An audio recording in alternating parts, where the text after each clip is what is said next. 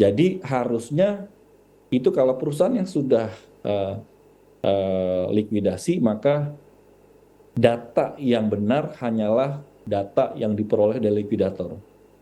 Dan apa yang disajikan oleh jaksa KPK itu bukan dari likuidator gitu ya. Ini kita bicara cara menyajikan bukti aja, menurut saya kurang tepat gitu ya. Dan itu memang tugas kami untuk mengkritisi tentang hal ini.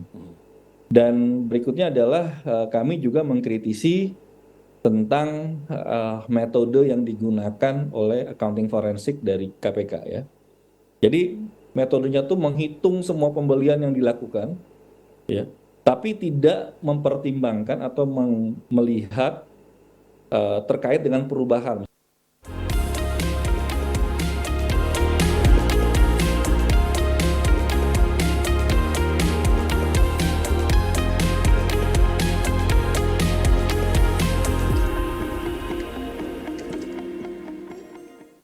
Pemirsa JAK Forum, rencananya hari Senin tanggal 8 Januari 2024, Majelis Hakim Pengadilan Negeri Jakarta Pusat akan menjatuhkan vonis untuk mantan pejabat kantor pajak Rafael Alun.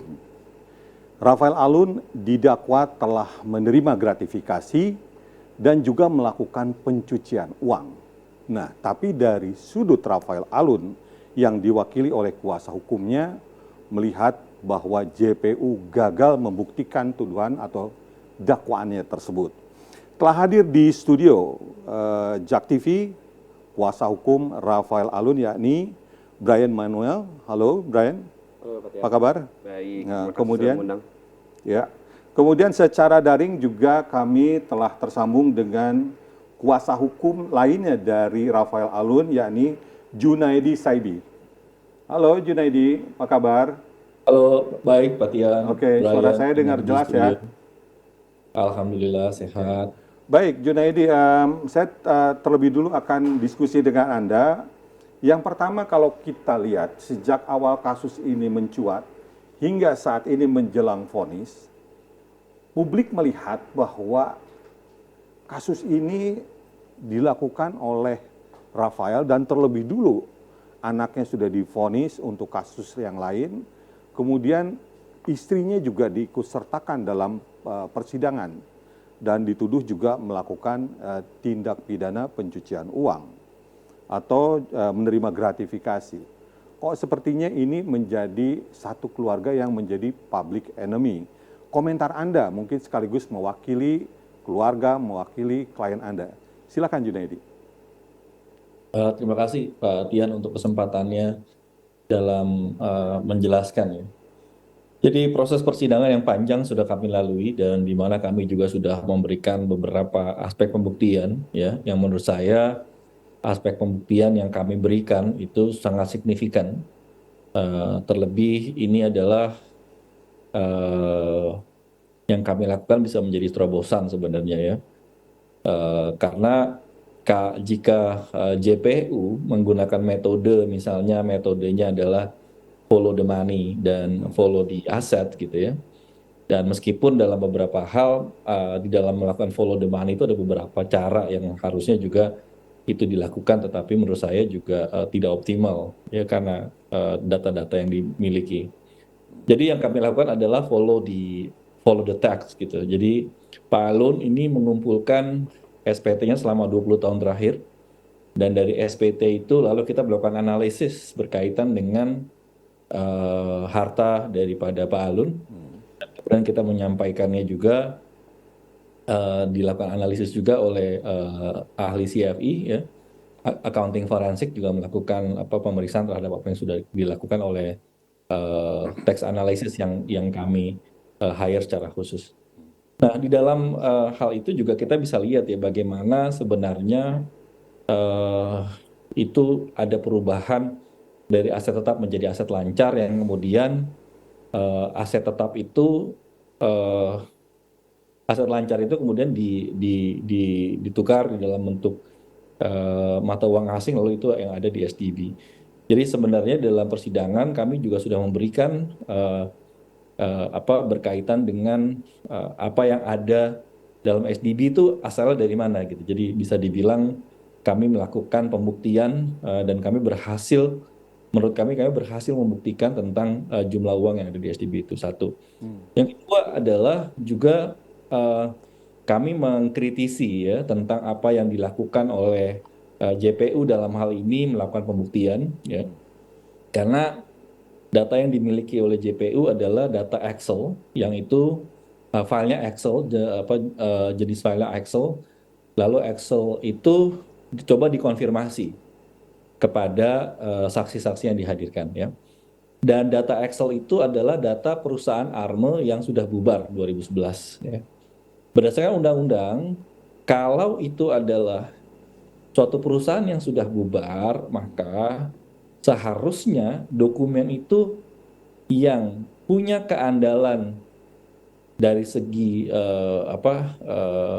isinya ya, karena kalau kita ngomongin bukti elektronik itu ada sifat daripada keandalan dan keterpercayaan daripada data tersebut ya. Jadi harusnya itu kalau perusahaan yang sudah likuidasi, maka data yang benar hanyalah data yang diperoleh dari likuidator. Dan apa yang disajikan oleh jaksa KPK itu bukan dari likuidator gitu ya. Ini kita bicara cara menyajikan bukti aja menurut saya kurang tepat gitu ya. Dan itu memang tugas kami untuk mengkritisi tentang hal ini. Dan berikutnya adalah kami juga mengkritisi tentang metode yang digunakan oleh accounting forensik dari KPK ya. Jadi metodenya tuh menghitung semua pembelian yang dilakukan ya, tapi tidak mempertimbangkan atau melihat terkait dengan perubahan. Misalkan saya beli beli handphone baru gitu. Yang sebenarnya handphone baru itu saya bayar dengan menggunakan saya menjual handphone lama saya. Dengan begitu kan sebenarnya nggak bisa dibilang harganya seperti yang saya beli semua, enggak. Tetapi itu adalah ada rekonsiliasi dengan data daripada yang dijual sebelumnya. Nah, ini nggak dilakukan. Jadi sehingga itu terkesan terlihat fantastis ya. Oke. Jadi di dalam pemeriksaan kami bahwa apa yang dilakukan penghitungan itu malah jadinya double counting. Nah, itu yang sebenarnya juga dikomentari oleh ahli forensik yang kami ajukan bahwa di dalam melakukan pemeriksaan itu harus dihindari adanya double counting itu ya. Nah, ini yang sebenarnya juga akhirnya ada kesalahan menurut kami di dalam melakukan penghitungan. Oke, Jun, saya harus potong sebentar ya. Di metodologi ya, Pak. Iya, ini saya menangkap bahwa Anda mengatakan secara metodologi pun ini banyak hal yang tidak semestinya, banyak hal yang tidak tepat. Saya ingin bertanya ke Junaidi tentang sebenarnya seperti apa profiling atau sosok dari klien Anda itu. Di luar yang kami ketahui dari pemberitaan, kan Anda cukup intens ya karena menangani perkara ini. Bisa dilukiskan, Jun? Yang apanya, Pak?